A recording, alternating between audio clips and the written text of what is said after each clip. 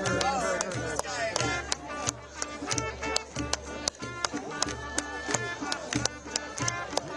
American side! The American side! Sorry to bother you, sir.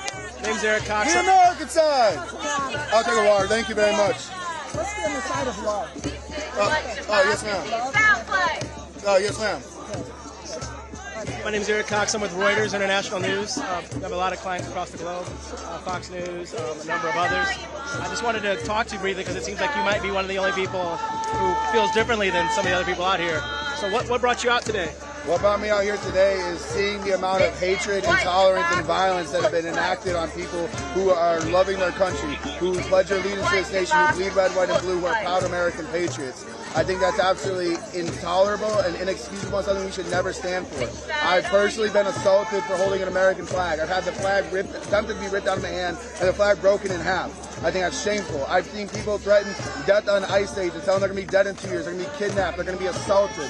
And regardless of your political opinion, you have the First Amendment right to stand here and voice your opinion peacefully. What you don't have the right to do is to threaten violence upon somebody or to try to enact violence upon somebody. I hate to do this. Is it okay if we step a little further back just because it's really noisy? Or at least help? Okay. Maybe you could just keep speaking loudly. Okay, yes, sir. All right, no problem. I didn't get your name, actually. My name's Sean, S-H-A-W-N. I think I've seen you on the news before. I think you've done a couple interviews. Because you come out here regularly, right? Yes, sir. What do you say to the protesters who say Trump's tweets about taking war out on Chicago is enacting violence, so that the same things you just talked about not doing are being also done by Donald Trump and some of his followers? I think we as a country have to be a country of law and order, structural order, discipline. We have people that are advocating for chaos and carnage, and that's unacceptable. That's something we should never tolerate. On both sides? Correct. Okay. Final question.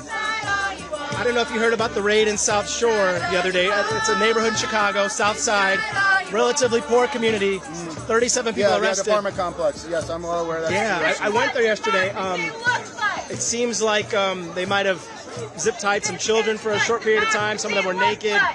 What are your thoughts on some of these tactics? And I know you just spoke about anti-violence. I can't imagine the level of trauma that could potentially inflict on a young mind. What are your thoughts on some of these tactics being used?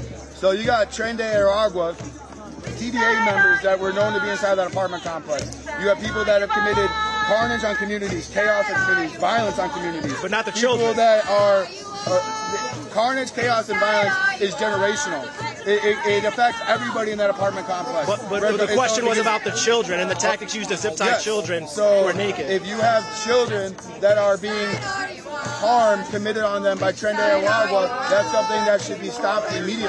We should not stand idle as people continue to terrorize an apartment complex day by day, week by week, month by year, year by year. Gotcha. So all in all, you think ISIS tactics have been above the board? You don't think they've done anything that's maybe a little shady? I mean, there's each individual case that you have to look at. I mean, there's always going to be bad apples here and there, or people that don't use their tactics properly. But I think, as a whole, I mean, it seems to be a very lawful operation. But there are certain cases in every situation where you have to look at a case-by-case basis. I can't make a blanket statement, oh, police are great, police are bad. No, as a whole, police and law enforcement are needed in this country, and it's something we should stand by and support. I proudly support the police. I proudly support law enforcement. I back the blue. Okay, final. I know I said final question a couple times.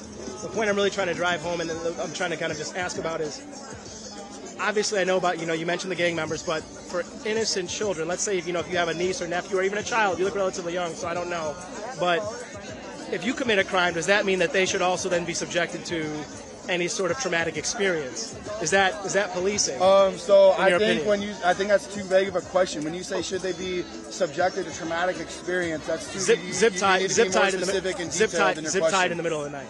Zip-tied in the middle of the night. Taken out of their home, yeah.